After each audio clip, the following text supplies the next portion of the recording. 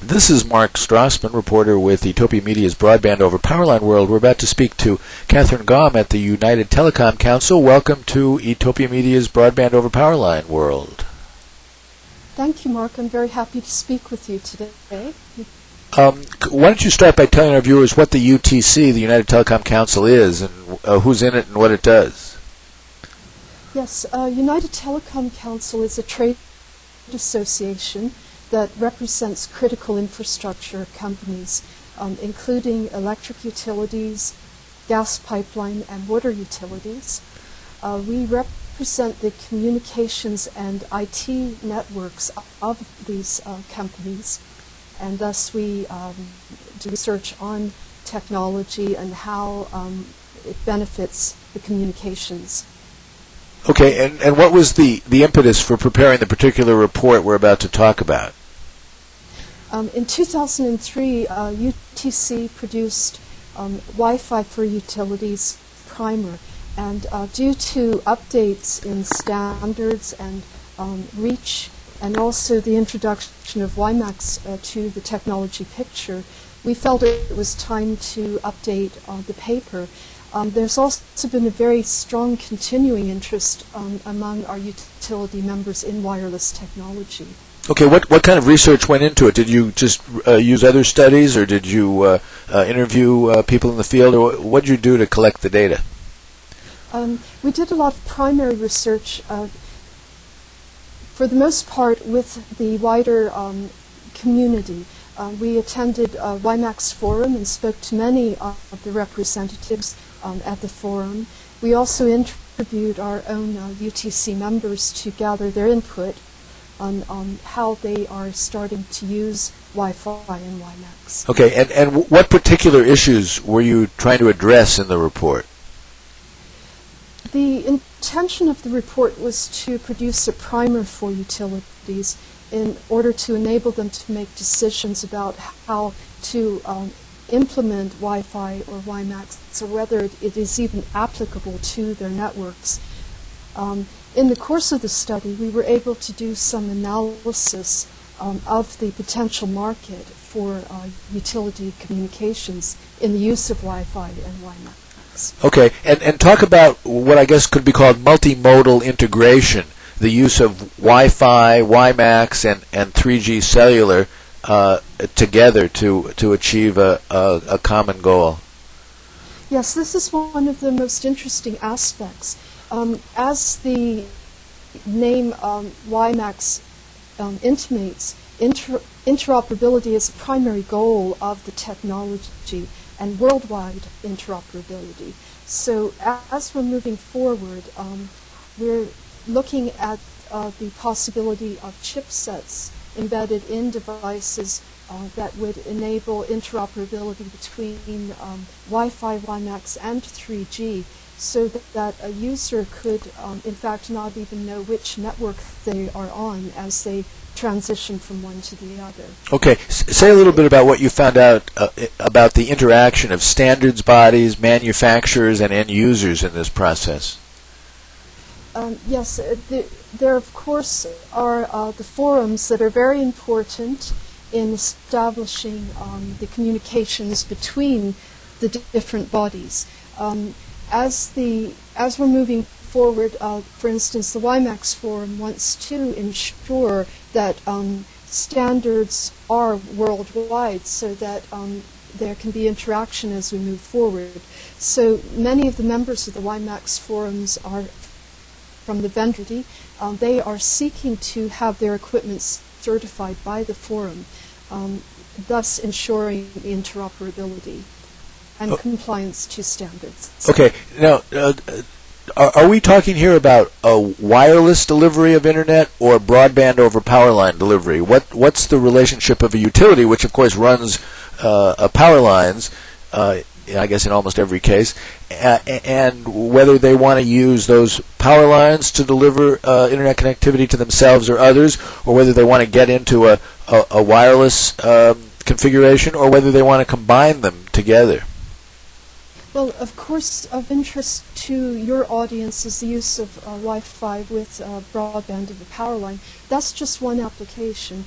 In the wider outlook of communications for utilities, they need to be able to communicate over their network on the status of data. So they're looking at the uses of Wi-Fi and WiMAX for many other reasons besides delivery of internet.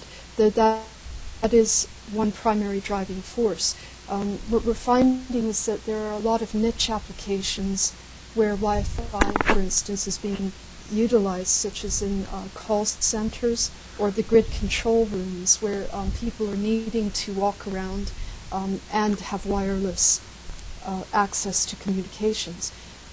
As we're moving forward, the industry is very, very interested in the mobility aspects of WiMAX in order to enable their field forces to have access to high-speed data. The applications are enormous in this respect. We foresee that WiMAX will not compete with 3G technology but complement it. So increasingly, the utility industry is looking at the mobility aspects. Okay, are we talking about the utility industry using wireless, WiMAX in particular, or a combination of WiMAX and Wi-Fi, to serve its own internal needs, to monitor the network and to get billing information? Or are we also talking about the utilities getting into the business of providing wireless broadband communications for end users, presumably their own utility customers or others?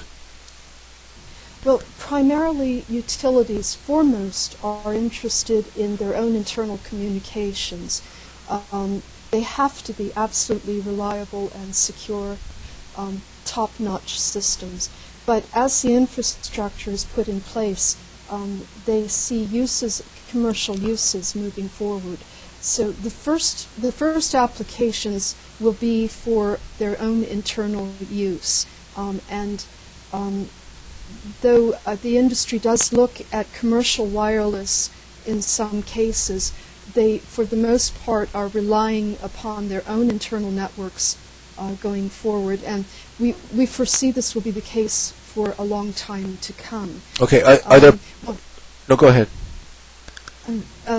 During the hurricane season last year, it was proved very strongly that it is extremely beneficial to utilities to maintain their own internal networks. They are very reliable.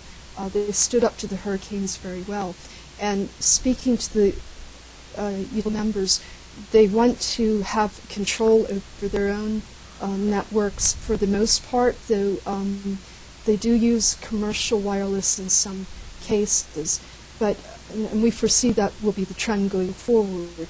But as WiMAX and Wi-Fi are put into place, if they have the opportunity to benefit financially, certainly they will use the infrastructure for commercial purposes going forward.